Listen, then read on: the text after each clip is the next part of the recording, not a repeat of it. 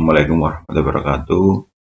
Saya Fahmi Septian Faris dari Prodi Teknik Elektro kelas B1 dan mata kuliah Dasar Konversi Energi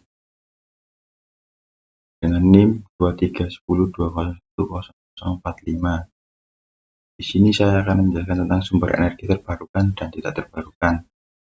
Sumber energi terbarukan adalah sumber energi yang dapat diperbarui dan tidak akan habis dimanfaatkan. Energi terbarukan merupakan solusi yang ramah lingkungan dan berkelanjutan untuk kebutuhan energi di masa depan. Dengan manfaat sumber energi terbarukan, kita dapat mengurangi emisi gas rumah kaca dan kerusakan lingkungan yang disebabkan oleh penggunaan.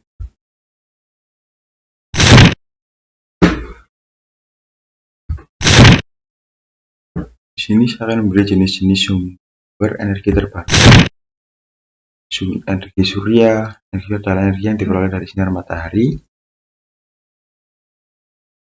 Potensi energi surya di Indonesia umumnya terdapat di pulau-pulau terbatas seperti Sumatera, Kalimantan, dan Sulawesi yang lebih tinggi dibandingkan pulau-pulau kecil yang lain. PLTS adalah pembangkit listrik tenaga surya.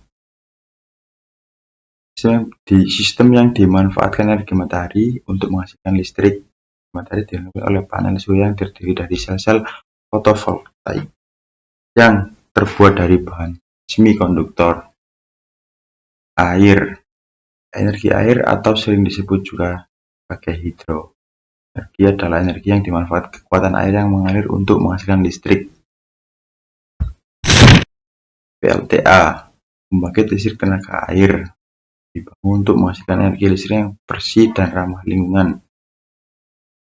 Angin, energi angin adalah energi yang memanfaatkan kekuatan angin untuk menghasilkan listrik.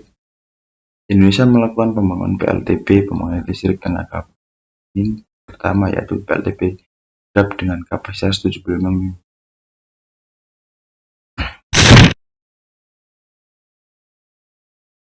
PLTB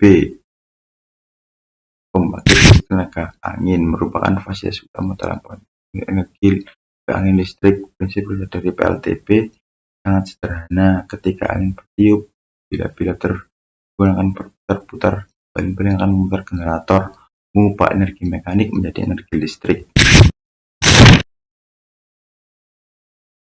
Geotermal. Energi geotermal adalah energi panas dari dalam bumi yang dapat dimanfaatkan untuk menghasilkan energi listrik.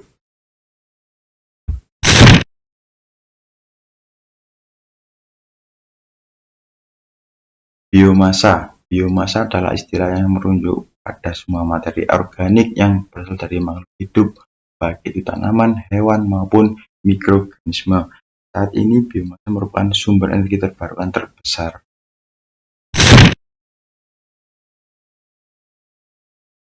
Ini saya akan menjelaskan sumber energi tak terbarukan. Energi tak terbarukan adalah jenis energi yang berasal dari proses yang sangat panjang atau kompleks, melibatkan jutaan tahun serta kondisi lingkungan yang spesifik. Energi fosil ini terbentuk dari sisa-sisa organisme hidup seperti tumbuhan dan hewan yang mati jutaan tahun yang lalu, sehingga jumlahnya terbatas dan tidak dapat diperbarui dalam waktu singkat. Jenis-jenis sumber energi tak terbarukan. Minyak bumi. Minyak bumi adalah cairan kental berwarna gelap yang terbentuk secara alami dari sisa-sisa organisme laut. Pemanfaatan minyak bumi. Minyak bumi mentah diolah atau kilang minyak atau kebutuhan yang berbeda-beda, seperti yang terlihat di gambar. Batu bara adalah sumber energi tak terbarukan yang terbentuk dari sisa-sisa tumbuhan yang tumbuh di rawa-rawa jutaan tahun lalu. Tumbuhan ini terkubur oleh sedimen dan mengalami proses pembusukan dalam kondisi tanpa oksigen. Pemanfaatan batu bara. Pemanfaatan batu bara umumnya sebagai bahan bakar industri. PLTU sebagai contoh PLTU Jawa dan Hulu di Banten. Dampak batu bara. Pembakaran batu bara menghasilkan sejumlah besaran karbon dioksida (CO2) yang merupakan gas rumah kaca utama penyebab pemanasan global. Selain CO2, pembakaran batu bara juga menghasilkan gas-gas beracun.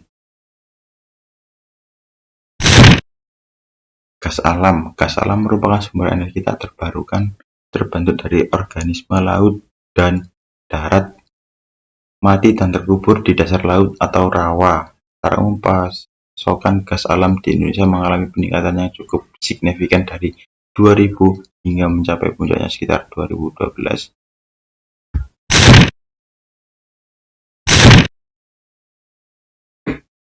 Untuk kesimpulan, energi terbarukan menawarkan alternatif yang lebih berkelanjutan dibandingkan dengan energi tak terbarukan.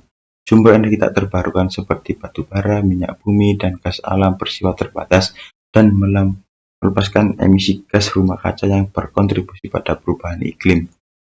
Sebaliknya, energi terbarukan seperti tenaga surya angin dan hidro berasal dari sumber daya alam yang dapat diperoleh dan menghasilkan emisi yang jauh lebih rendah. Sekian dari saya. Wassalamualaikum warahmatullahi wabarakatuh.